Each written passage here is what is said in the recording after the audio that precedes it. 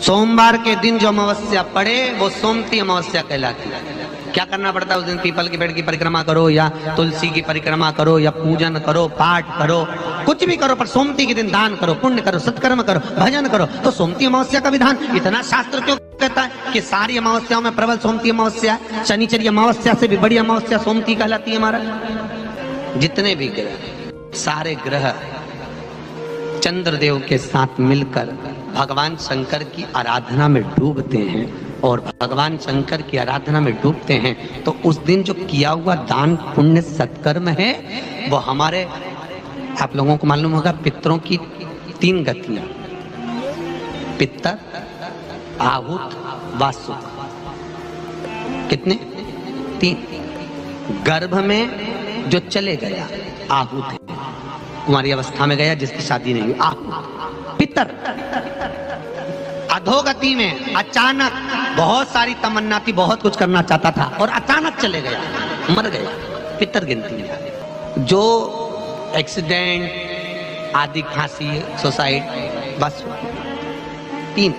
शास्त्र कहता है सोमती अमावस्या के दिन ये तीनों आहुत, पितर, वासुक, जहां पर घर की कुल की माता पीपल की परिक्रमा करती है या तुलसी की परिक्रमा करती है या पूजन करती है या दान करती है सोमती अमावस्या के दिन, तो ये तीनों को उसका भाग प्राप्त हो जाता है और तीनों तर जाते हैं। फिर उनको पिंड की जरूरत नहीं पड़ती महाराज, उनको तर्पण की जरूरत नहीं पड़ती। इसलिए सोमती अमावस्या का क्रम हमारे हिंदू धर्म में ज्यादा बढ़ने का।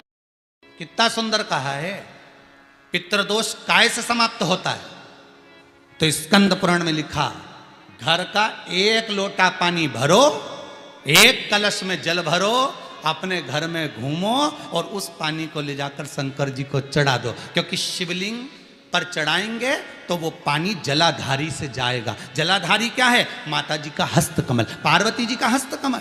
तो ये संपूर्ण, जब शिव परिवार वहीं पर है तो तुम जब पानी चढ़ाओगे तो वो पार्वती को लगेगा, और पार्वती इतनी खुश होती है कि पितृलोक में अपने पितरों को कहती, अपने पिताजी को कहती है, पिताजी इसके घर का जल मेरे पास में आया है, इसके पितरों को दे देना। शिव महापुराण की कथा कहती है, अग्नि पुराण कहती है, स्कंद पुराण कहती है कि शंकर पर 1 लोटा अगर पानी आप प्रतिदिन चढ़ा रहे हो तो पितरों को तर्पण की भी जरूरत नहीं पड़ती, क्योंकि उनको पानी स्वयं पार्वती जी अपने पितृलोक में भेज देती। अमावस्या, पुरुषोत्तम की अमावस्या। तुलसी की लकड़ी पानी में घुमाकर, लकड़ी नहीं हो तो माला तो होगी ही, जल में भ्रमण कराकर, जल में घुमाकर, तुलसी की लकड़ी को जल में डालकर स्नान जो करता है, मात्र घुमाना है, लकड़ी डालकर नहीं रखना है, घुमाकर अपने पूजन वाले स्थान पर रखना, या पानी में पहले से घुमा लो, उस पानी को ले जाकर डाल दो।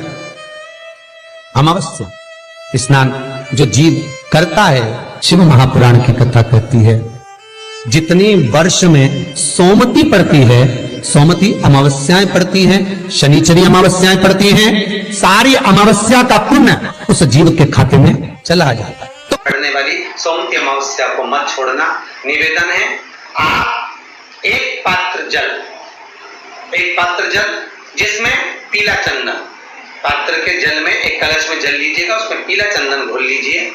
पीला चंदन घोलकर उसमें थोड़ी सी काली मिर्ची पीस कर मिला लीजिए, काली मिर्ची को पीस कर डाल दीजिए, और उसमें 7 बेलपत्र उसके अंदर डाल दीजिए।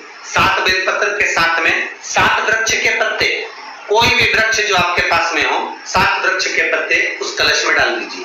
घर से निकलते समय पूरे घर का भ्रमण करते हुए जिस व्यक्ति को रोग बहुत है उस व्यक्ति का स्पर्श कराते हुए वो जल शंकर भगवान के ऊपर समर्पित कर थोड़ा सा जल बचाकर, पत्तियां सब शिव जी को चढ़ाकर थोड़ा सा जल बचाकर शंकर की देहली पर चढ़ा दीजिए, शंकर की चौखट पर, भगवान शंकर के शिवलिंग की